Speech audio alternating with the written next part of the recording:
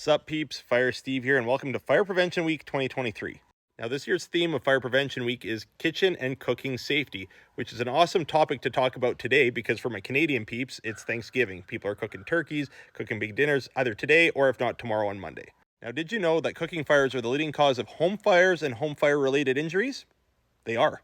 And that's why it's very important to practice fire safety in the kitchen and follow these tips. Now, the number one tip is to not leave your cooking unattended. I know that sometimes this gets tempting. We have company over. We want to go visit in the other room. Especially if you're cooking on the stovetop, you don't want to leave that unattended. And even if you're cooking in the oven, don't walk away from it for long periods of time, especially if you're broiling. Otherwise, something like this may happen, which leads into my second tip. If a grease fire occurs, absolutely do not put water on it. It's just going to act to spread that fire around and cause a bigger fire. What you want to do is you want to get a pot lid or something to that effect. You want to just gently put it over top, get some sort of reaching device and safely put the lid on to smother that fire. Now, some other alternative methods are smothering the fire with a wet rag or towel, turning off the burner, letting the pan cool off naturally, which only do so if it's safe. You don't want to be reaching through the fire. Put some salt or baking soda on the fire to smother it down, or use a fire extinguisher if you have one. Side note, everybody should have at least one fire extinguisher in their home and know how to use it.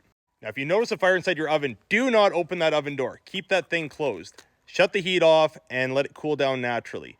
If there's active flames, it will snuff itself out with it being deprived of oxygen. And you want to make sure that the thing cools down completely because if you open the oven door, it may reignite if you don't wait long enough.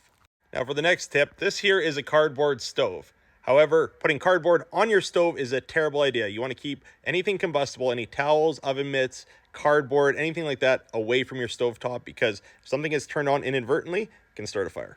Now, finally, I want to leave you with this little fact sheet here. If you want, you can pause to read. The biggest thing is if you have any doubt about fighting a small fire and you don't feel like you can do it safely, just evacuate the home, close the door behind you, and call 911. There's no sense getting hurt if you don't feel like you're properly equipped to do so.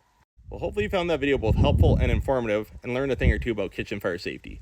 If you know of anyone who can benefit from this information or would like to learn more about it, share this video out, give it a like. It'll help boost in the algorithm, get this video in front of more eyes. And if you want to learn more about fire safety, I'm going to be doing a whole series of fire safety videos during Fire Prevention Week here. So stay safe and happy Thanksgiving, everyone.